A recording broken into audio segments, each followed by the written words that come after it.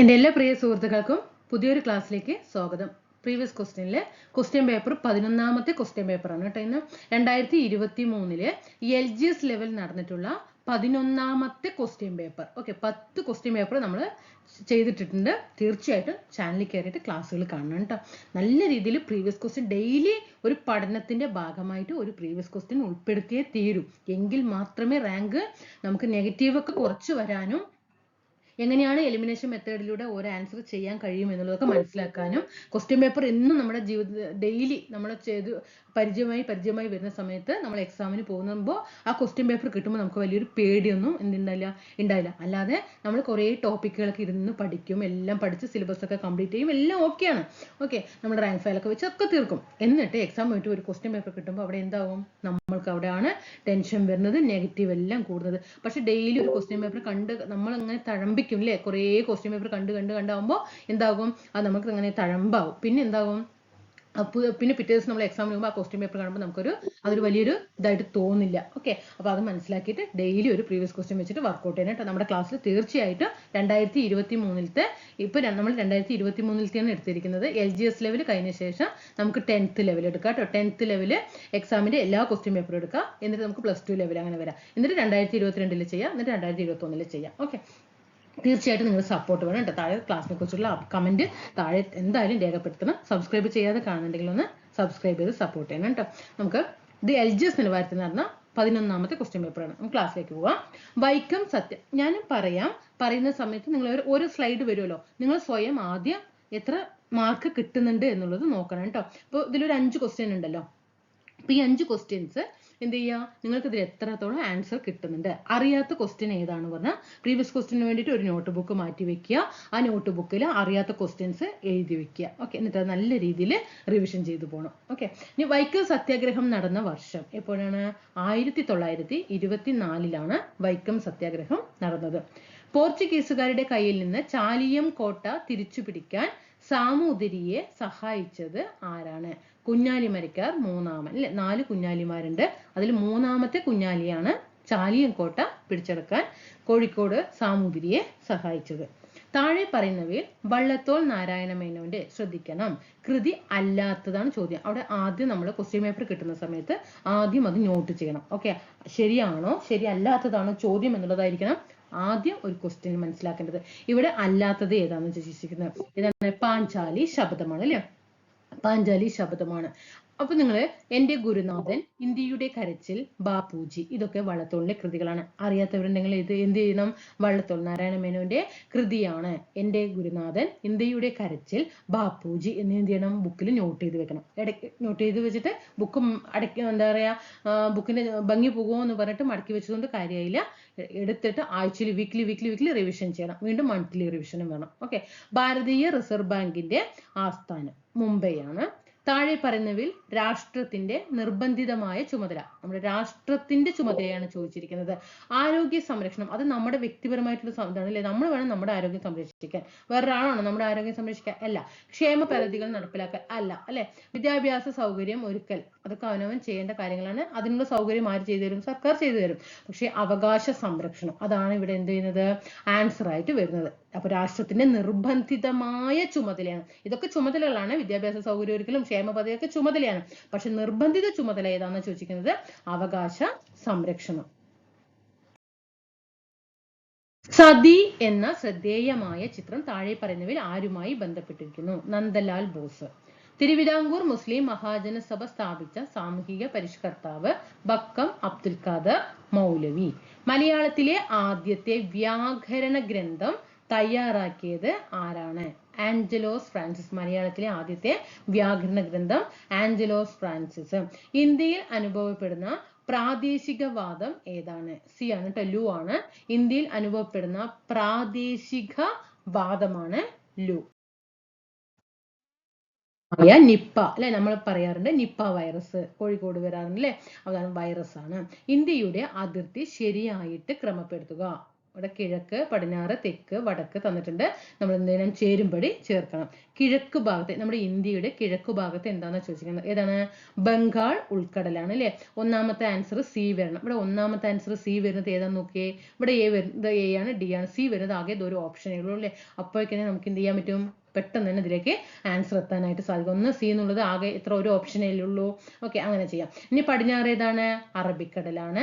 തെക്കു ഭാഗത്താണ് ഇന്ത്യൻ മഹാസമുദ്രം. വടക്കു ഭാഗത്താണ് ഹിമാലയ പർവ്വതം. ഇന്ത്യയുടെ ഭക്ഷ്യകലവറ എന്ന് അറിയപ്പെടുന്നത് ഏതാണ്? ഉത്തര മഹാസമതലങ്ങളാണ്. ഇന്ത്യയുടെ ഭക്ഷ്യകലവറ എന്നറിയപ്പെടുന്നത് ഉത്തര സമതലങ്ങളാണ്. ഇന്ത്യയിലെ ഏറ്റവും വലിയ പീഠഭൂമിയാണ് ഡക്കാൻ പീഠഭൂമി. ഇന്ത്യയിലെ ഏറ്റവും വലിയ പീഠഭൂമി ഡക്കാൻ പീഠഭൂമി.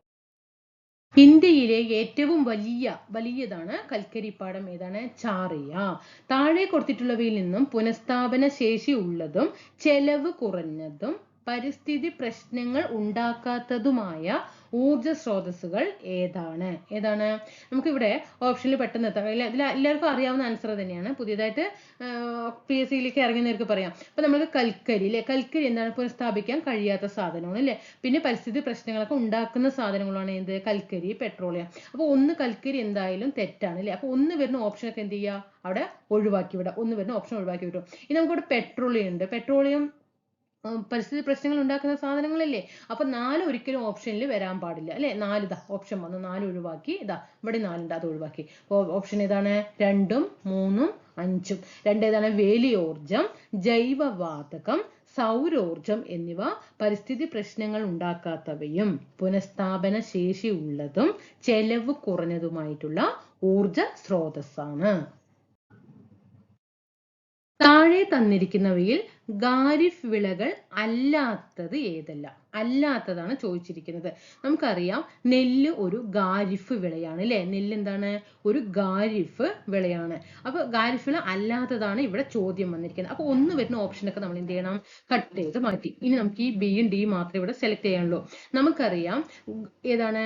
ഗോതമ്പ് എന്താണ്? ഒരു റാബി വിളയാണ് അല്ലെ? റാബി വിളയാണ്. 2 എന്തായാലും ഓപ്ഷനിൽ വന്നിട്ടുണ്ട്. 2 ഓപ്ഷനിലും 2 ഉണ്ട്. അതുകൊണ്ട് അടുത്ത ഓപ്ഷൻ നോക്കിയേ, കടുക്. നമ്മൾ പറയാറുണ്ട് കടുകും എന്താണ്? കടുക് ഏതായിട്ട് വരും? അതും ഒരു റാബി വിളയാണ്. കടുക് റാബി വിളയാണ്. ഓക്കെ, അപ്പൊ കടുക് ഏതാണ്? മൂന്നാമത്തെ ഓപ്ഷൻ നമുക്ക് എന്തായാലും ഓപ്ഷനിൽ ഉണ്ടാകണം. 2, 3 വന്നിട്ടുണ്ട്. കണ്ടോ, ഇവിടെ 3 ഇല്ലാലോ. അപ്പൊ നമുക്ക് ഓട്ടോമാറ്റിക് ആയിട്ട് അറിയാം 16ാമത്തെ ആൻസർ ഏതാണ്? ഡി ആണ് കേട്ടോ. 2, 3, 4, 8 ഏതൊക്കെയാണ്? ഗോതമ്പ്, കടുക്, പിന്നെ 4 പുകയില, 8 പഴവർഗ്ഗങ്ങൾ എന്താണ്? ഒരു സെയ്ദ് വിളയാണ് അല്ലെ? സെയ്ദ് വിളയാണ്. ഇപ്പൊ പഠിച്ചില്ലേ? നെല്ല് ഒരു ഇത് നോട്ട് ചെയ്യണം കേട്ടോ. ഇങ്ങനെ ക്വസ്റ്റ്യൻ വരുന്ന സമയത്ത് ഖാരിഫ് വിള, റാബി വിള, സെയ്ദ് വിള എന്ന് കൊടുത്ത ശേഷം ഖാരിഫ് വിളയ്ക്ക് ഉദാഹരണമാണ് നെല്ല്, പുകയില. പുകയില വരുമോ? ഇല്ല അല്ലെ? നെല്ല്, ചോളം, പരുത്തി, ചണം, കരിമ്പ്, നിലക്കടല ഖാരിഫ് വിളകൾക്ക് ഉദാഹരണമാണ് താഴെ കൊടുക്കുക. പിന്നെ റാബി വിളകൾക്ക് ഉദാഹരണമാണ് ഗോതമ്പ്, കടുക്, പുകയില, പിന്നെ പഴവർഗ്ഗങ്ങൾ പിന്നെ സെയ്ദിലാണ്. പിന്നെ സെയ്ദ് വർഗ്ഗങ്ങൾ കൊടുക്കുക. പച്ചക്കറികളും പഴവർഗ്ഗങ്ങളും സെയ്ദിന് ഉദാഹരണമാണ് കൊടുക്കുക. യൂണിവേഴ്സൽ ഫൈബർ എന്നറിയപ്പെടുന്നത് പരുത്തിയാണ്. കരിമ്പ് കൃഷിയുമായിട്ട് ബന്ധം ഇല്ലാത്ത പ്രസ്താവന ഏതാണെന്നാണ് ചോദിച്ചിരിക്കുന്നത്. ഇവിടെ ആൻസർ സി ആണ് കേട്ടോ. കരിമ്പ് ഉൽപാദനത്തിൽ ഇന്ത്യക്ക് 1ാം സ്ഥാനം ഒന്നുമല്ല കേട്ടോ. ഇനി ഉഷ്ണമേഖലാ വിളയായ കരിമ്പിന് ചൂടും മഴയുമുള്ള കാലാവസ്ഥയാണ് വേണ്ടത്. നോട്ട് ചെയ്ത് വെക്കണം നിങ്ങൾ. ഇത് നിങ്ങൾക്ക് ഈ ക്വസ്റ്റ്യൻ അറിയുന്നില്ലെങ്കിൽ കരിമ്പ് കൃഷി എന്ന ഹെഡിങ് ഒരു എന്താ പറയാ ചെറിയ ഷോർട്ടാക്കിയിട്ട് എഴുതി വെക്കുക കേട്ടോ. അല്ലാണ്ട് ഇതേപോലെ അങ്ങോട്ട് എഴുതി വെക്കുകയല്ല. എങ്ങനെ എഴുതും? കരിമ്പ് കൃഷി അല്ലേ? കരിമ്പ് കൃഷിയുമായിട്ട് ബന്ധപ്പെട്ടവ, ഉഷ്ണമേഖലാ വിളയാണ്, ചൂടും മഴയും ഉള്ള കാലാവസ്ഥയാണ്. അങ്ങനെ ഷോർട്ട് ആക്കിയിട്ട് എഴുതണം. അല്ലാണ്ട് ഉഷ്ണമേഖലാ വിളയായ കരിമ്പിന് ചൂടും മഴയുമുള്ള കാലാവസ്ഥയാണ് വേണ്ടത് അങ്ങനെ എഴുതി വെക്കാൻ പാടില്ല. നമുക്ക് മനസ്സിലാകുന്ന, നമുക്ക് പഠിക്കാനല്ലേ, അപ്പൊ നമുക്ക് മനസ്സിലാവുന്ന രീതിയിൽ നമ്മൾ ചെയ്യാം. ഉഷ്ണമേഖലാ വിളയാണെന്ന് ഒരു കൊടുക്കുക. ചൂടും മഴയുമുള്ള കാലാവസ്ഥയാണ്.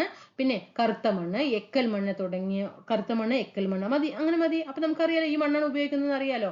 പിന്നെ ഉടൻ ഫാക്ടറി അതിന്റെ നീരെടുത്ത് കരിമ്പിൽ സൂക്രോസിന്റെ അളവ് പെട്ടെന്ന് തന്നെ എന്ത് ചെയ്യണം? നീരെടുത്തിട്ടില്ലെങ്കിൽ അതിൽ സൂക്രോസിന്റെ അളവ് കുറയും. ഓക്കെ,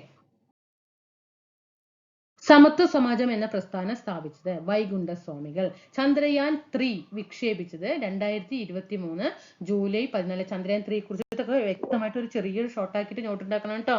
നോട്ട് ഉണ്ടാക്കിയിട്ട് എഴുതി വെക്കണം. പ്രീവിയസ് ക്വസ്റ്റിന് വേണ്ടിയിട്ടൊക്കെ ഒരു നോട്ട് റെഡിയാക്കി വെക്കുക. ഓക്കെ. എന്നിട്ട് ചന്ദ്രയാൻ 3 ഒക്കെ നല്ല രീതിയിൽ ഹെഡിങ് കൊടുത്തിട്ട് ശേഷം അതുമായിട്ട് ബന്ധപ്പെട്ടതൊക്കെ ഒരായിട്ട് പോയിന്റെങ്കിലും നോട്ട് ചെയ്ത് വെക്കുക. 2023 ജൂലൈ 14.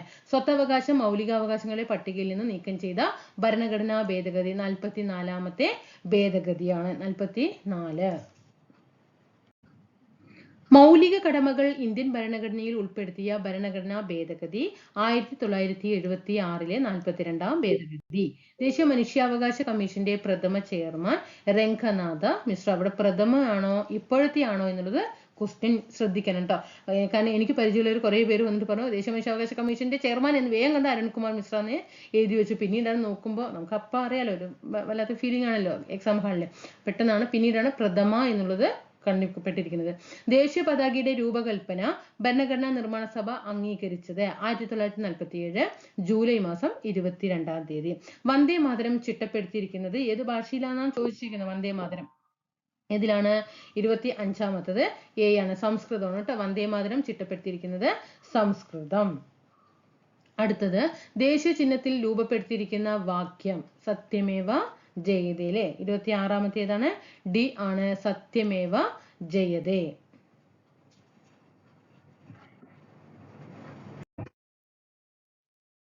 26 നമ്മൾ നോട്ട് ചെയ്തു. സത്യമേവ ജയതേ. ഇന്ത്യയുടെ ദേശീയ പൈതൃക മൃഗം. പൈതൃക എന്ന് പറയുമ്പോൾ ആന. കേന്ദ്ര വിവരാവകാശ കമ്മീഷൻ രൂപീകരിച്ച വർഷം 2005. ഇന്ത്യൻ ഭരണഘടനയുടെ ഏതു ഭാഗത്താണ് മൗലിക കടമകളെ കുറിച്ച് പ്രതിപാദിക്കുന്നത്? ഭാഗം 4A-യിലാണ്. 2 എന്താണ്?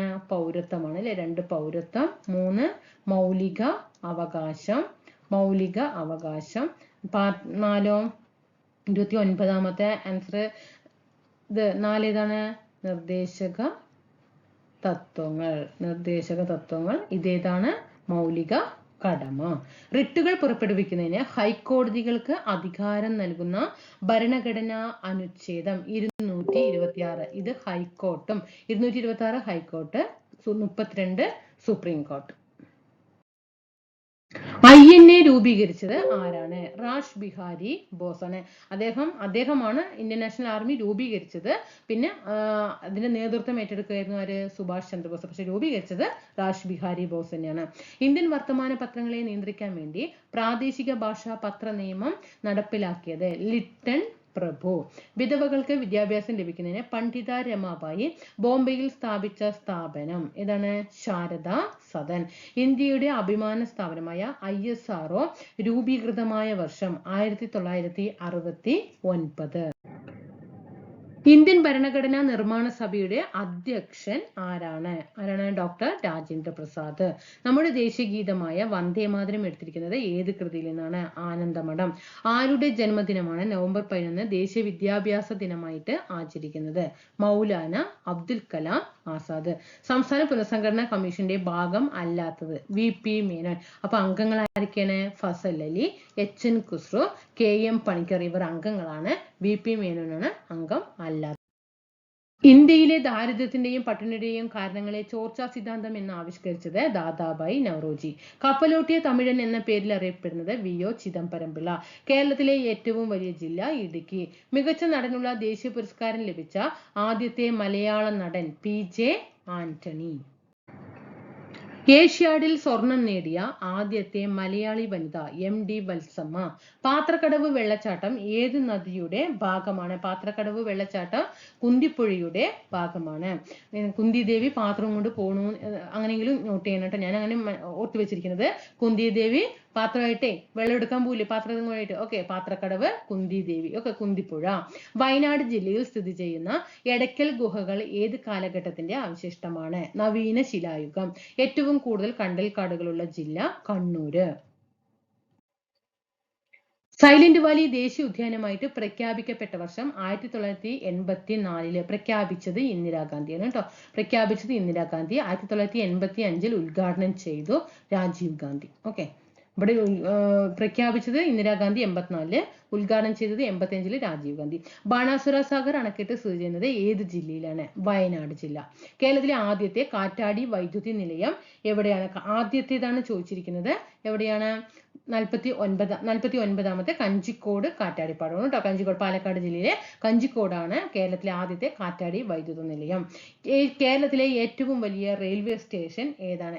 ഏറ്റവും വലിയതാണ് ഷൊർണൂർ റെയിൽവേ സ്റ്റേഷനാണ്. ബ്രിട്ടീഷ് ഭരണത്തോടുള്ള എതിർപ്പ് വെന്നീജ ഭരണം എന്ന പ്രയോഗത്തിലൂടെ പ്രകടിപ്പിച്ചത് വൈകുണ്ഠ സ്വാമികൾ. ഞങ്ങളുടെ കുട്ടികൾക്ക് പഠിക്കാൻ സൗകര്യം നൽകിയില്ലെങ്കിൽ കാണായ പാഠങ്ങളിലെല്ലാം മുട്ടിപ്പുല്ലു കരിപ്പിക്കും എന്ന് പ്രഖ്യാപനം നടത്തിയതാരാണ്? അയ്യങ്കാളിയാണ്. സവർണ ജാഥ ഏതു സമരവുമായിട്ട് ബന്ധപ്പെട്ടിരിക്കുന്നു? വൈക്കം സത്യാഗ്രഹം. വേദാധികാര നിരൂപണം ആരുടെ കൃതിയാണ്? ചട്ടമ്പി സ്വാമികളുടെ കൃതിയാണ്.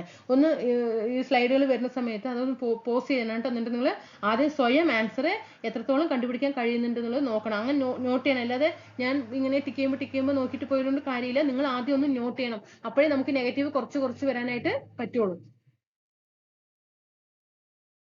താഴെ തന്നിരിക്കുന്ന കൃതികളിൽ ശ്രീനാരായണ ഗുരുവിൻ്റെത് അല്ലാത്തത് ഏത്? അറിയാലേ, ജാതിക്കുമ്മി. അതായത് ആരാണ്? പണ്ഡിറ്റ് കറുപ്പൻ്റെതാണ്. അപ്പൊ എങ്കിൽ ഗുരുവിന്റെ കൃതികൾ ഏതൊക്കെയാണ്? ആത്മോപദേശ ശതകം, ദൈവദശകം, ദർശനമാല. പ്രൈമറി വിദ്യാഭ്യാസം സൗജന്യമാക്കി ഉത്തരവ് പുറപ്പെടുവിച്ച തിരുവിതാംകൂർ ഭരണാധികാരി ആരാണ്? ഗൗരി പാർവതിബായി. പ്രൈമറി ഉണ്ടല്ലോ, അപ്പാർവതിബായി കേട്ടോ. പഴശ്ശി രാജാവിന്റെ ജീവിതം ഇതിവൃത്തമാക്കിയ നോവലാണ് കേരള സിംഹം. ഇത് രചിച്ചത് സർദാർ കെ എം പണിക്കറാണ്. ഏതാണ്? കേരള സിംഹം. 1916 മലബാർ ജില്ലാ കോൺഗ്രസിന്റെ ആദ്യ സമ്മേളനം പാലക്കാട് വെച്ചിട്ടാണ് നടന്നത് അല്ലെ. അതിൽ ആരുടെ അധ്യക്ഷരായിരുന്നു? ആരുടേതാണ്? 58ാമത്തത് ആനി ബസന്റ് ആണ് കേട്ടോ. 1916 പാലക്കാട് സമ്മേളനത്തിന്റെ അധ്യക്ഷൻ ആനി ബസന്റ്. ക്വസ്റ്റ്യൻ പേപ്പർ എന്തായാലും വർക്ക്ഔട്ട് ചെയ്യണം കേട്ടോ. വർക്ക്ഔട്ട് ചെയ്തിട്ടില്ലെങ്കിൽ നമ്മൾ ടോപ്പിക് പഠിച്ചു, സിലബസ് കംപ്ലീറ്റ് ആയി എന്ന് പറഞ്ഞിട്ട് നമ്മൾ ആരെയും ബോധിപ്പിക്കാനല്ല പഠിക്കുന്നത്. നമ്മൾ നമുക്ക് വേണ്ടി മാത്രമാണ് പഠിക്കുന്നത്. ഓക്കെ, നമുക്ക് സ്വന്തം കാല് തന്നെയാണ് ആശ്രയം എന്നുള്ളൊരു ബോധം ഉണ്ടെങ്കിലാണ് നമ്മൾ ഇങ്ങനെ എന്ത് ചെയ്യുള്ളൂ? ക്വസ്റ്റ്യൻ പേപ്പറൊക്കെ നല്ല രീതിയിൽ വർക്ക്ഔട്ട് ചെയ്താൽ നമുക്ക് നെഗറ്റീവ് മാർക്ക് ഒഴിവാക്കാനായിട്ട് പറ്റും. എനിക്ക് പറ്റിയ അബദ്ധങ്ങളാണ് ഞാൻ പറയുന്നത്. ഓക്കെ, കാരണം ഞാനും സിലബസ് ഒക്കെ നല്ല രീതിയിൽ കവർ ചെയ്തിട്ട് പോകും. എല്ലാ ഏരിയയും നന്നായി പഠിക്കും, അത്യാവശ്യം റിവിഷനും ഒക്കെ ചെയ്യും. പക്ഷേ എക്സാം ക്വസ്റ്റ്യൻ പേപ്പർ ചെയ്യാത്തതിന്റെ ഫോൾട്ട് നല്ല രീതിയിൽ ഉണ്ടായിരുന്നു. അപ്പൊ നെഗറ്റീവ് കുറയ്ക്കണമെങ്കിൽ ഞാൻ ഈ ആൻസർ പറയുന്നതിന് മുമ്പ് നിങ്ങൾ സ്വയം ചെയ്യണം. അറിയാത്ത ക്വസ്റ്റ്യൻ ഉണ്ടെങ്കിൽ വിടാനുള്ള ഒരു മനസ്സ് വരണം. ഇല്ലെങ്കിൽ എന്താണ്, നമ്മളാണ് അവിടെ പുലികൾ എന്ന് പറഞ്ഞിട്ട് നമ്മുടെ ഒരു ലാസ്റ്റ് ഒരു കറുപ്പിക്കലുണ്ട്, ഒരു ഇതൊക്കെ ഇങ്ങനെ റൗണ്ട് അങ്ങോട്ട് ഇട്ടിട്ട് പോകില്ലേ നമ്മൾ അറിയാത്തത്. ഓക്കെ, റൗണ്ട് എല്ലാം ഇട്ടു. 3 മണിക്ക് ഒരു റിട്ടേൺ ആണ്, ഇങ്ങോട്ട് ഒരു വരവാണ്. എന്നിട്ട് ഇത് തന്നെ വരുള്ളൂ. ഓക്കെ, ഇതന്നെ. അപ്പൊ നമുക്ക് തന്നെയാണ് ആൻസർ. വീട് എത്തുമ്പോഴാണ് നമ്മുടെ നിയന്ത്രണം പോകുന്നത്. ലാസ്റ്റ് റിസൾട്ട് വരും. ഇതൊക്കെ ഞാൻ അനുഭവിച്ച പറയലാണ് കേട്ടോ. നിങ്ങൾ എന്താന്നുള്ളത് എനിക്ക് അറിയില്ല. ഞാൻ എൻ്റെ അനുഭവം പറയാണ്. ഇങ്ങനെ അങ്ങോട്ട് റൗണ്ട് ഇട്ടു, ഒരൊറ്റ ബാക്കിലേക്ക് വരവാണ്. ഇത് തന്നെ വരുള്ളൂ. അത് ഉറപ്പാണ്, ഇത് തന്നെ വരുള്ളൂ. അത് അങ്ങനെ തന്നെ വീടെത്തും.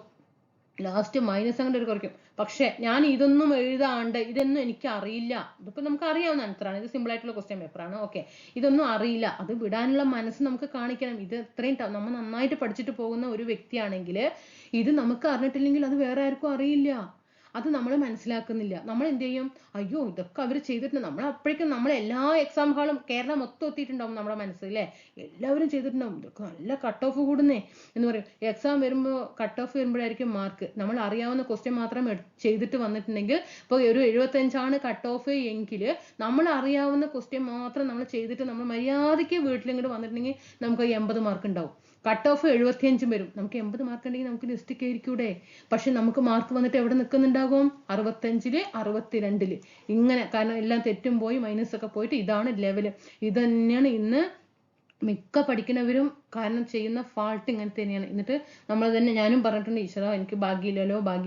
പക്ഷെ ക്വസ്റ്റ്യൻ പേപ്പർ വർക്ക്ഔട്ട് ചെയ്തിട്ട് ഇങ്ങനെ ഞാൻ ആദ്യം ഒരു ക്വസ്റ്റ്യൻ പേപ്പർ എടുക്കും, നമ്മളത് വർക്ക്ഔട്ട് ചെയ്യും. എന്നിട്ട് അറിയാത്ത ക്വസ്റ്റ്യൻ അത്രയും നമ്മൾ ഈ ഏരിയയിലൂടെ ഒന്നും പോയിട്ടില്ല, ഞാൻ പഠിച്ചിട്ടേ ഇല്ലല്ലോ, ഏരിയ ഒന്നും സിലബസിന്റെ ഭാഗമില്ലല്ലോ, അത് വിടാനുള്ള മനസ്സ് കാണിക്കണം. അത് വിടാനുള്ള മനസ്സ് കാണിക്കണമെങ്കിൽ നമ്മൾ ഇവിടെ ക്വസ്റ്റ്യൻ പേപ്പർ ചെയ്തിട്ട് പോയാലേ അവിടെ പോയിട്ട് മനസ്സ് കാണിക്കുള്ളൂ. അല്ലാതെ നേരെ അവിടെ പോയിട്ട് നമ്മൾ മനസ്സ് കാണിക്കില്ല. നമ്മളെല്ലാ ആൾക്കാർ.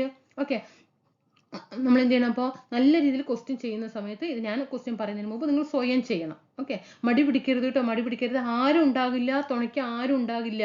അത് എന്ത് ബന്ധമാണെങ്കിലും എന്ത് റിലേഷൻ ആണെങ്കിലും, അത് എനിക്കാണെങ്കിലും നിങ്ങൾക്കാണെങ്കിലും. ഓക്കെ, അവനവൻ്റെ കയ്യിൽ 10 രൂപ ഉണ്ടോ, നമുക്ക് വിലയുണ്ട്, സമൂഹത്തിൽ വിലയുണ്ട്. നമുക്ക് നമ്മുടെ ഇഷ്ടത്തിനനുസരിച്ചിട്ട് പെരുമാറാം. നമുക്ക് ഒരുപാട് ആർഭാട ജീവിതമൊന്നും നമുക്ക് വേണ്ട. പക്ഷെ നമുക്ക് നമ്മുടെ കാര്യങ്ങൾ, ദൈനംദിന കാര്യങ്ങൾ നമുക്ക് കഴിഞ്ഞു പോകണ്ടേ. അതിന് ആരുടെ മുന്നിൽ കൈനീട്ടുന്നതിനേക്കാൾ നല്ലതാണ് ഇങ്ങനെ കുറച്ച് കഷ്ടപ്പെടാൻ തയ്യാറാണെങ്കിൽ നമുക്കൊരു ജോലി കിട്ടുന്നുള്ളത്. അപ്പോൾ ആ രീതിയിൽ എന്ത് ചെയ്യുക, നിങ്ങൾ പഠിക്കുക, പറയുന്ന കാര്യങ്ങൾ. ഇപ്പോൾ എന്നേക്കാൾ അറിവ് നിങ്ങൾക്ക് ഉണ്ടാകും. നിങ്ങൾ പല ചാനലുകളിലൂടെയൊക്കെ ക്ലാസ് കണ്ട് എല്ലാം അല്ലെ, നല്ല അറിവുള്ളവരിനൊക്കെ ക്ലാസ് കാണുന്നതാണ്. അപ്പോൾ നിങ്ങളിൽ ഒരാളാണ് ഞാനും, നമ്മളും പഠിക്കുന്ന ആൾക്കാരാണ്. നമുക്ക് ഈ 2024 ഇപ്പം എന്തായാലും നമുക്ക് ഈ 2024 എക്സാം കഴിഞ്ഞാലും നമുക്ക് 2025 ലിസ്റ്റ് വരുള്ളൂ. പക്ഷെ നമുക്ക് 2024 എക്സാം എഴുതിയിട്ട് സംതൃപ്തിയോടുകൂടി ഇരിക്കാലോ, ആരെയും പേടിക്കണ്ടല്ലോ. പറയുന്നവരെ നമുക്ക് ഉള്ളുകൊണ്ടെങ്കിലും പുച്ഛിക്കാലോ. നമുക്ക് തിരിച്ച് നമ്മൾ ആരെയും നെഗറ്റീവ് പറയാൻ പോകരുത്, ആരോടും എതിർത്തിട്ടൊന്നും സംസാരിക്കരുത്. പക്ഷെ നമുക്ക് ഉള്ളുകൊണ്ടെങ്കിലും നമുക്ക് പറയാലോ, വരുന്നുണ്ട് നിങ്ങൾക്കുള്ള പ്രതിഫലം, ഞാൻ വരുന്നുണ്ട് പറഞ്ഞിട്ട് ധൈര്യമായിട്ട് ഇരിക്കാലോ. 24 നമുക്ക് ലിസ്റ്റിൽ വന്നിട്ട് നമ്മൾ മാർക്കൊക്കെ കാൽക്കുലേറ്റ് ചെയ്തിട്ട് പ്രൊവിഷണൽ കീ ഒക്കെ വരുമ്പോൾ നല്ല മാർക്ക് ഉണ്ടെങ്കിൽ നമുക്ക് ധൈര്യമായിട്ട് ഇരുന്നൂടെ. അടുത്ത ജോലി ഉണ്ട്, നമ്മൾ അപ്പം തന്നെ നമ്മുടെ മാനസിക ഇത് മാറും. ഓക്കെ, അപ്പൊ അതിനു വേണ്ടിയിട്ട് നിങ്ങൾ പ്രയത്നിക്കണം. ഓക്കെ, 2024 തള്ളി മാറ്റരുത്. അതൊരു എന്താണ് പറയാ, നിങ്ങൾക്ക് എന്നെക്കാട്ടും അറിവുണ്ട്, ഞാൻ കൂടുതൽ പറഞ്ഞിട്ട് നിങ്ങളെ ബോറടിപ്പിക്കുന്നില്ല കേട്ടോ. ഞാൻ എൻ്റെ അനുഭവത്തിലൂടെയാണ് ഞാൻ പറഞ്ഞത് കേട്ടോ. 10 നമ്മുടെ കയ്യിൽ പൈസ ഉണ്ടോ, നമുക്ക് സമൂഹത്തിൽ വിലയുണ്ട്, വീട്ടിലാണെങ്കിലും നമുക്ക് സ്ഥാനമുണ്ട്. ഓക്കെ, അത് ആദ്യം മനസ്സിലാക്കാനായിട്ട് സ്വയം ചെയ്യുക. ചിലപ്പോൾ ചിലവരിങ്ങനെ എന്താ പറയുക, ഒരു സിമ്പിളായിട്ടൊക്കെ പോകുന്നുണ്ടാവും. അത് ഇന്നലെയും നാളെ ആയിരിക്കും അതിൻ്റെ അനുഭവം. നമ്മളൊക്കെ അനുഭവത്തിലൂടെ വന്ന് നമ്മൾക്ക് അനുഭവം തഴമ്പിച്ചിട്ടിരിക്കുന്ന ആൾക്കാരാണ്. അപ്പോൾ അത് മനസ്സിലാക്കുക കേട്ടോ. ഇന്ത്യൻ നാഷണൽ കോൺഗ്രസിന്റെ അധ്യക്ഷ പദവിയിലിരുന്ന, ഓക്കെ ഇവിടെ ക്വസ്റ്റ്യൻ നമ്മൾ പറഞ്ഞില്ല അല്ലെ, പ്രത്യക്ഷ രക്ഷാ ദൈവസഭയുടെ രൂപീകരണത്തിന് നേതൃത്വം നൽകിയത് കുമാരഗുരുദേവൻ. ഇന്ത്യൻ നാഷണൽ കോൺഗ്രസിന്റെ അധ്യക്ഷ പദവിയിലിരുന്ന ഒരേ ഒരു മലയാളി ചേറ്റൂർ ശങ്കരൻ നായർ. മസ്തിഷ്കത്തെ പൊതിഞ്ഞ് സംരക്ഷിക്കുന്ന ആവരണം ഏതാണ്? മെനിഞ്ചസ് ആണ് കേട്ടോ. മസ്തിഷ്കം എന്ന് പറയുമ്പോൾ മായല്ലേ നമ്മൾ സ്റ്റാർട്ട് ചെയ്യുന്നത്, അപ്പൊ ആ മായെന്ന് സ്റ്റാർട്ട് ചെയ്യണം കേട്ടോ, മെനിഞ്ചസ്. ഓക്കെ ഓക്കെ, ഒരുപാട് പറഞ്ഞിട്ട് ബോർ അടുപ്പിച്ചിട്ടുണ്ടെങ്കിൽ ക്ഷമിക്കണം കേട്ടോ. ഞാൻ എൻ്റെ അനുഭവം ഞാൻ പറഞ്ഞതാണ്. ഓക്കെ, ഒരു ബാക്ടീരിയ രോഗം അല്ലാത്തത് ഏതാണ്? എലിപ്പനിയൊക്കെ നമുക്കറിയാം ബാക്ടീരിയ ആണ് അല്ലേ. 62ാമത്തെ ഡി ആണ് കേട്ടോ, ഹെപ്പറ്റൈറ്റിസ്. ഇതെന്താണ്? ഒരു ഹെപ്പറ്റൈറ്റിസ് ബാക്ടീരിയ രോഗം അല്ല. അപ്പൊ ബാക്ടീരിയ രോഗങ്ങൾ ഏതൊക്കെയാണ്? എലിപ്പനി, ക്ഷയം, ഡിഫ്തീരിയ, അതൊക്കെ എന്താണ്? ബാക്ടീരിയ രോഗങ്ങളാണ്. ഇപ്പൊ ഞാനും ഇപ്പൊ നമ്മുടെ ചാനലിൽ ഒരു ക്വസ്റ്റ്യൻ പേപ്പർ ഉണ്ടാവും, വേറെ ചാനലിൽ വേറെ ക്വസ്റ്റ്യൻ. വെറുതെ ഇത് കേട്ട് വെറുതെ ടിക്ക് ചെയ്ത് പോയി ആരിനെ ബോധിപ്പിക്കാനാണ്? ആരിനെയും ബോധിപ്പിക്കാനല്ല. അപ്പൊ നിങ്ങളൊരു പ്രീവിയസ് ക്വസ്റ്റ്യൻ പേപ്പർ എന്താ അതിന് വേണ്ടിയിട്ട് ഒരു ഞാൻ ചെയ്യുന്നുണ്ട് കേട്ടോ. ഞാൻ നിങ്ങളോട് പറയാണ്. ഇപ്പോൾ ഒരു നോട്ട്ബുക്ക് പ്രീവിയസ് ക്വസ്റ്റ്യൻ വേണ്ടിയിട്ട് കരുതിയിട്ടുണ്ട്. ഇപ്പൊ നമ്മളിപ്പോൾ 62ാമത്തെ ക്വസ്റ്റ്യൻ പഠിച്ച ഒരു ബാക്ടീരിയ രോഗം അല്ലാത്തത് ഏതാണ്? ഹെപ്പറ്റൈറ്റിസ് ആണ്. അപ്പൊ ഞാൻ അവിടെ എഴുതി വെക്കും ബാക്ടീരിയ രോഗങ്ങൾ, ബാക്ടീരിയ രോഗങ്ങൾ. അപ്പൊ താഴെ എഴുതി വെക്കും എലിപ്പനി, ക്ഷയം, ഡിഫ്തീരിയ എഴുതി വെച്ചു. അപ്പൊ നമുക്ക് എന്താണ്, നമ്മൾ 3 പഠിച്ചു കഴിഞ്ഞു. ഇത് നമുക്ക് വീണ്ടും ക്വസ്റ്റ്യൻ റിപ്പീറ്റ് ചെയ്യില്ലേ? അപ്പൊ നമുക്ക് അവിടെ നെഗറ്റീവ് ഒഴിവാക്കി കൂടെ? അങ്ങനെ ചെയ്യാം. ഇപ്പൊ അടുത്ത ക്വസ്റ്റ്യൻ അതുപോലെ വരുന്ന സമയത്ത് ഇപ്പൊ ഇവിടെ നോക്കിയാൽ കൈക്കുഴ, കാൽക്കുഴ എന്നീ ശരീരഭാഗങ്ങളിൽ കാണപ്പെടുന്ന സന്ധി. നമ്മൾ SCRT പഠിക്കാനല്ലേ കൈക്കുഴ, അതുപോലെ വിജാഗിരി സന്ധി, ഗോളര സന്ധി, കീലസന്ധി, അങ്ങനെ ഹെഡിങ് കൊടുക്കും. ഗോളര സന്ധിക്ക് താഴെ ഉദാഹരണങ്ങൾ കൊടുക്കും, വിജാഗിരി സന്ധിക്ക് ഉദാഹരണം കൊടുക്കും, കീലസന്ധിക്ക് എന്ത് ചെയ്യും, അങ്ങനെ ഉദാഹരണം, അതിന് 3 ഉദാഹരണം കൊടുക്കും. എന്നിട്ട് ആഴ്ചയിൽ ഒരു ദിവസം, ഞായറാഴ്ച ദിവസം ഫുള്ള് റിവിഷൻ ചെയ്യും. വീണ്ടും അടുത്ത ആഴ്ച വീണ്ടും ഈ ഫസ്റ്റ് തുടങ്ങിയിട്ട് റിവിഷൻ ചെയ്യും. മാസത്തിൽ 2 ദിവസം ഒഴിവാക്കി വെക്കും, പഠിക്കുകയില്ല. എന്തിനാണ്? മാസാവസാനം ഈ റിവിഷൻ എന്തൊക്കെ ചെയ്തിട്ട് ആ 2 ദിവസം ഫുള്ള് ഇത് റിവിഷൻ ചെയ്യും. അപ്പൊ നമുക്ക് ഭാരം കുറഞ്ഞു വരും. വീണ്ടും നമ്മൾ അടുത്ത ക്വസ്റ്റ്യൻ പേപ്പർ എടുക്കുമ്പോൾ വീണ്ടും ബാക്ടീരിയ രോഗമില്ലാത്തത്, ബാക്ടീരിയ രോഗം ഏതൊക്കെയാണെന്ന് ചോദിക്കും. അപ്പൊ ഈ ഓപ്ഷൻ ആയിരിക്കില്ല, വേറെ ആയിരിക്കും. അപ്പൊ അവിടെ നോട്ട് ചെയ്ത് വെക്കും. അപ്പൊ എന്തായി? സിലബസ് എല്ലാം കവർ ചെയ്ത് പോകും, നമ്മൾ അറിയുന്നില്ല. ഓക്കെ, അയഡിന്റെ അഭാവത്തിൽ തൈറോക്സിന്റെ ഉൽപാദനം തടസ്സപ്പെടുന്നു. തൈറോക്സിൻ ഉൽപ്പാദിപ്പിക്കാനുള്ള ഒരു ശ്രമം എന്ന നിലയിൽ തൈറോയ്ഡ് ഗ്രന്ഥി അമിതമായിട്ട് വളരുന്നു. ഈ അവസ്ഥനെ പറയുന്ന പേരാണ് ഗോയിറ്റർ. കൈക്കുഴ, കാൽക്കുഴ എന്നീ ശരീരഭാഗങ്ങളിൽ കാണപ്പെടുന്ന അസ്ഥിസന്ധി ഏതാണ്? 64ാമത്തെ തെന്നി നീങ്ങുന്ന സന്ധിയാണ്.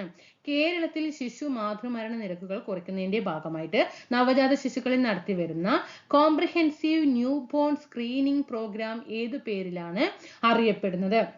അപ്പൊ എനിക്ക് ഈ എക്സാമിനിലെ ഈ എക്സാമിന് എനിക്ക് ഇതിന്റെ ആൻസർ സത്യമായിട്ട് എനിക്ക് അറിയില്ലായിരുന്നു കേട്ടോ. അപ്പൊ നമുക്ക് നോക്കി ഹൃദയം പദ്ധതി. അപ്പൊ ഞാൻ പക്ഷെ ചെയ്തു, ശരിയായിട്ടുണ്ടായിരുന്നു. ഹൃദയം പദ്ധതി നമ്മൾ ശ്രദ്ധിക്കണം, ഹൃദയം അല്ലെ, അത് അങ്ങനെ നോക്കാം. അപ്പൊ ഇത് ഒഴിവാക്കാം. സ്നേഹപൂർവ്വം പദ്ധതി നമ്മൾ കുറേ ആയിട്ട് പഠിക്കാറുള്ളതാണ്. അപ്പൊ നമുക്ക് ഇതും വരാം. ശ്രദ്ധാ പദ്ധതി, ഇത് എന്തോ സംഭവം വീക്ഷിക്കുകയാണ് എന്നുള്ളത് മനസ്സിലായി. ശ്രദ്ധാ പദ്ധതി നമ്മൾ എന്തിലോ എന്താ പറയാ ഒരു ഊന്നൽ കൊടുക്കുന്ന ഒരു പദ്ധതിയാണെന്ന് തോന്നി. ശലഭം, കുട്ടികളാണ് അല്ലെ, കുഞ്ഞുങ്ങളാണ് അല്ലെ, കുഞ്ഞുങ്ങളായിട്ട് നമ്മൾ പറയില്ലേ ശലഭങ്ങളെ പോലെ ഉണ്ടെന്ന് പറയില്ലേ. നമ്മൾ ഒരു കുഞ്ഞുങ്ങളെ തൊടുന്നത് എങ്ങനെയാണ്? നമ്മൾ വലിയവരെ തൊടുന്ന പോലെ തൊടുവോ? ഇല്ല അല്ലെ. അത്ര സോഫ്റ്റ് ആയിട്ട് നമ്മുടെ കൈ അവരുടെ കവിളിലേക്ക് സ്പർശിക്കുകയുള്ളൂ അല്ലെ. അപ്പൊ തന്നെ അറിയാം ന്യൂ ബോൺ ഒരു കുഞ്ഞു കുട്ടി എങ്ങനെയായിരിക്കും. അപ്പൊ ശലഭം, ഒരു പൂമ്പാറ്റനെ പിടിക്കുന്നത് നമ്മൾ ഓടിപ്പോയിട്ട് അങ്ങോട്ട് കൈ കൊണ്ട് അങ്ങോട്ട് പിടിച്ചമർത്തുവോ? ഇല്ല. അതിന് പിടിക്കാൻ പോകുമ്പോഴും നമ്മൾ എങ്ങനെയാണെന്ന് വെച്ചാൽ അങ്ങനെ. അപ്പൊ ഞാൻ അങ്ങനെ ഇതൊന്ന് അങ്ങനെ കണക്ട് ചെയ്തു. പക്ഷെ എനിക്കിത് ആൻസർ അവിടെ ശരിയാവുകയും ചെയ്തു. അപ്പൊ നമ്മൾ ഇങ്ങനെ എന്ത് ചെയ്യുക, കുറച്ച് ക്വസ്റ്റ്യൻ പേപ്പർ നല്ല രീതിയിൽ വർക്ക്ഔട്ട് ചെയ്തു കേട്ടോ. എനിക്ക് നല്ല മാറ്റമുണ്ട്. നെഗറ്റീവ് ഒക്കെ നല്ല രീതിയിൽ കുറയ്ക്കാനായിട്ട് സാധിച്ചിട്ടുണ്ട്. ഒരു 3-4 നെഗറ്റീവാണ് ഇപ്പൊ വരുന്നുള്ളൂ. കാരണം ക്വസ്റ്റ്യൻ പേപ്പർ ചെയ്യുമ്പോൾ ഒരു നല്ല കോൺഫിഡൻസ് ഉണ്ട്. കാരണം എൻ്റെ കയ്യിൽ ഇപ്പോൾ ഒരു നോട്ട് ബുക്കായി എഴുതിയിട്ടൊക്കെ നോട്ടായി നല്ല രീതിയിൽ റിവിഷനായി. സിലബസിന്റെ എല്ലാ ഭാഗങ്ങളിലും കൂടെ എത്തി വരുന്നുണ്ട്. ഓക്കെ, ട്രൈ ചെയ്യണം കേട്ടോ. പാരിസ്ഥിതിക ആരോഗ്യ പ്രശ്നങ്ങൾ പ്രതിപാദിക്കുന്ന റേച്ചൽ കേഴ്സന്റെ പുസ്തകം നിശബ്ദ വസന്തം. സൈലന്റ് വാലിയിലൂടെ ഒഴുകുന്ന പുഴ 67ാമത്തെ എ ആണ് കേട്ടോ, കുന്തിപ്പുഴ. ഇതും കൺഫ്യൂഷൻ ആണ് കേട്ടോ. ഞാൻ പറയാം, സൈലന്റ് വാലിയിലൂടെ ഒഴുകുന്ന പുഴ കുന്തിപ്പുഴയും ഇവിടെ തൂതപ്പുഴയാണ്. ഇത് രണ്ടുമാണ് വരുന്നത് അല്ലെ. ഉത്ഭവിക്കുന്ന നദി, സൈലന്റ് വാലിയിൽ നിന്ന് ഉത്ഭവിക്കുന്ന നദി തൂതപ്പുഴയാണ്. സൈലന്റ് വാലിയിലൂടെ ഒഴുകുന്ന പുഴ കുന്തിപ്പുഴ. അപ്പൊ ഞാൻ കോടിട്ടുണ്ട് കേട്ടോ. നോക്ക്, എന്തെങ്കിലും മിസ്റ്റേക്ക് വരുന്നുണ്ടെങ്കിൽ, ഞാൻ നിങ്ങളുടെ അത്ര അറിവുള്ള വ്യക്തിയല്ല, എന്തെങ്കിലും എന്തെങ്കിലും മിസ്റ്റേക്ക് വരുന്നുണ്ടെങ്കിൽ താഴെ ഒന്നും പറയരുത് കേട്ടോ. ഓക്കെ, ഞാൻ ഇതെന്താന്ന് പറയുക, ഇത് എനിക്ക് ഒന്നും കൺഫ്യൂഷൻ, തൂതപ്പുഴയാണോ കുന്തിപ്പുഴയാണോ ഭയങ്കര സംശയം. അപ്പൊ കുന്തിദേവി കുളിക്കാനേ സൈലന്റ് വാലി പുഴയിൽ കുളിക്കാൻ ഇറങ്ങുന്ന സമയത്തെ, അപ്പൊ നമ്മളിപ്പോ ഒരു ലേഡീസ് ആകുമ്പോൾ സാരി ഉടുത്തു എന്ന് വെക്കുക. അപ്പൊ അതിങ്ങനെ ആ സാരിയുടെ നമ്മള് ഇങ്ങനെ ബാക്കിലേക്ക് ഇടുമല്ലോ, മുന്താണി എന്ന് പറയും അല്ലേ. ആ മുന്താണി ഇങ്ങനെ പുഴയിൽ ഇങ്ങനെ ഒഴുകുന്ന സീൻ ഉണ്ടല്ലോ. കുളിക്കാൻ ഇറങ്ങുന്ന സമയത്ത് ആ മുന്താണി ഇങ്ങനെ വെള്ളത്തിലൂടെ ഇങ്ങനെ നീങ്ങി, അപ്പൊ അത് ഒഴുകിക്കൊണ്ടിരിക്കുകയല്ലേ. അങ്ങനെയാണ് ഞാൻ മനസ്സിലാക്കി വെച്ചിരിക്കുന്നത് കേട്ടോ. നിങ്ങൾ നിങ്ങളുടേതായിട്ടുള്ള കോഡുകൾ ഉപയോഗിക്കുക. കാരണം നമ്മൾ ഒരുപാട് പഠിക്കുന്നതിൽ കൺഫ്യൂഷൻ വരും. ഉത്ഭവിക്കുന്നത് തൂതപ്പുഴയാണ്. കേന്ദ്ര തോട്ടവിള ഗവേഷണ കേന്ദ്രം സ്ഥിതി ചെയ്യുന്നത് കാസർഗോഡ് ജില്ലയിലാണ്. 69 2021 ലോക പരിസ്ഥിതി ദിനത്തിന്റെ മുദ്രാവാക്യം എന്താണ്? ഏതാണ്? പരിസ്ഥിതി പുനഃസ്ഥാപനം, എക്കോസിസ്റ്റം റീസ്റ്റോറേഷൻ മറ്റും നമ്മൾ പഠിച്ചിട്ടുണ്ട് അല്ലേ.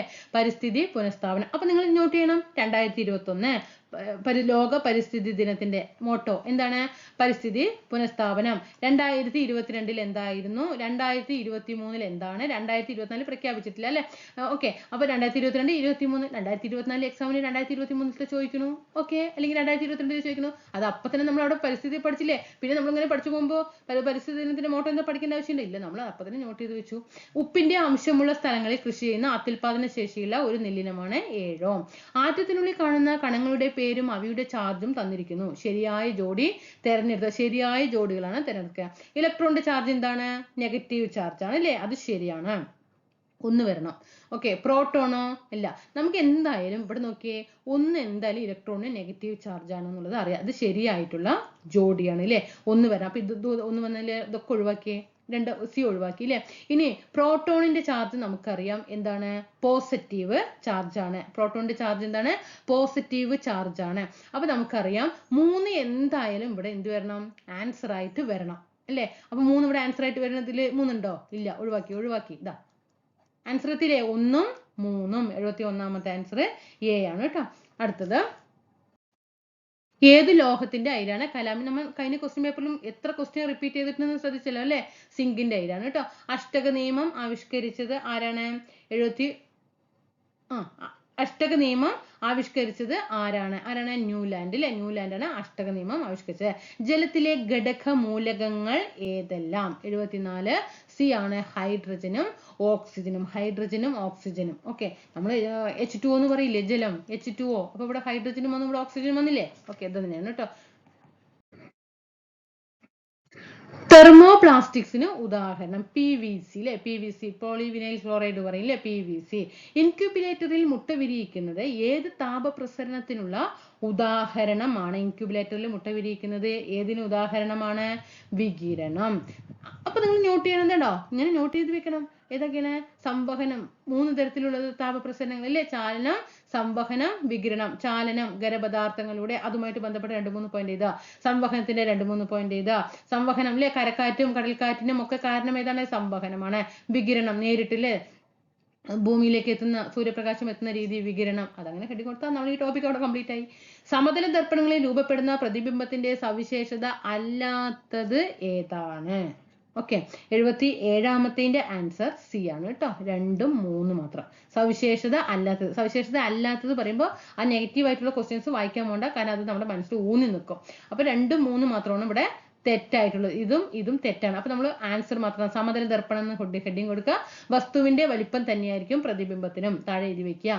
പിന്നെ വസ്തുവും ദർപ്പണവും തമ്മിലുള്ള അകലവും ദർപ്പണവും പ്രതിബിംബവും തമ്മിലുള്ള അകലവും തുല്യമാണ്. അത് മനസ്സിലാക്കുക. തവണ ഭ്രമണം ചെയ്യാൻ വേണ്ട സമയം 27 1/3 ദിവസം. ഇതൊക്കെ SCRT-യിൽ കിടക്കുന്നുണ്ട് കേട്ടോ. ചന്ദ്രന് ഒരു തവണ ഭ്രമണം ചെയ്യാൻ വേണ്ട സമയം 27 1/3 ദിവസം. പെൻസിൽ കോമ്പസിൽ ഘടിപ്പിച്ച വൃത്തം വരയ്ക്കുമ്പോൾ പെൻസിലിന്റെ ചലനം ഏത് തരം ചലനമാണ്? നമ്മൾ കോമ്പസ് ഇങ്ങനെ വെക്കും, എന്നിട്ട് ഇവിടെ പെൻസിൽ ഉണ്ടാവും അല്ലേ? എങ്ങനെയല്ലേ പെൻസിൽ വെക്കുക നമ്മൾ? എന്നിട്ട് നമ്മൾ എന്ത് ചെയ്യും? ഇങ്ങനെ വരയ്ക്കും അല്ലേ? കോമ്പസിന്റെ ഇത് മന ഇവിടെ ഉണ്ടാവും അല്ലേ? അങ്ങനെ എങ്കിൽ അത് ഏത് തരം ചലനമാണ് എന്നാണ് ചോദ്യം. ഏതാണ്? വർത്തുള ചലനം അല്ലെ? വൃത്താകാര പാതയിലൂടെയുള്ള ചലനമാണ് വർത്തുള ചലനം. ഓക്കെ, ഇനി ഏറ്റവും കൂടുതൽ ഊർജമുള്ള വെള്ളത്തിന്റെ അവസ്ഥ ഏതാണ്? ഏറ്റവും കൂടുതൽ ഊർജം ഏതിനാണ്? നീരാവിയിലാണ് അല്ലെ? ഇവിടെ കൺഫ്യൂഷൻ വരാനൊന്നുമില്ല, കാരണം നമുക്കറിയാം ചൂടുള്ള തിളച്ച വെള്ളത്തിനേക്കാൾ എന്താണ് പൊള്ളലാണ് നീരാവി കൊണ്ടുള്ള പൊള്ളൽ എന്ന് പറയാറുണ്ട് അല്ലേ? അപ്പൊ അവിടെ തന്നെ മനസ്സിലായില്ലേ, ഊർജം എന്ന് പറയുമ്പോൾ നീരാവിക്കാണ് പൊള്ളല് എന്താണ് ഊർജം ഏറ്റവും കൂടുതൽ. ഓക്കെ, ക്ലാസ്സുകൾ ഇഷ്ടപ്പെടുകയാണെങ്കിൽ തീർച്ചയായിട്ടും ചാനൽ സബ്സ്ക്രൈബ് ചെയ്ത് സപ്പോർട്ട് ചെയ്യണം കേട്ടോ. താഴെ കമന്റ് ഒന്ന് രേഖപ്പെടുത്തണേ. ഓക്കെ, ഞാൻ ക്ലാസ് എന്തെങ്കിലും പറഞ്ഞിട്ട് എന്തെങ്കിലും നിങ്ങൾക്കത് ഇഷ്ടപ്പെട്ടിട്ടില്ലെങ്കിൽ അത് അതിൻ്റെ വഴിക്ക് വിടണം കേട്ടോ. അപ്പോൾ നന്നായി പഠിക്കുക, പറഞ്ഞ പോലെ ചെയ്യണം കേട്ടോ. Thank you. അടുത്ത ക്ലാസ്സിൽ നമുക്ക് വീണ്ടും കാണാം.